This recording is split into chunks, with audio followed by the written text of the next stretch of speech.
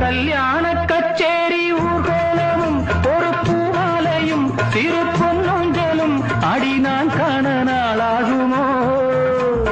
கல்யாண கச்சேரி ஊர்கோலமும் ஒரு பூமாலையும் சிறு பொன்னொஞ்சலும் அடி நான் காண நாளாகுமோ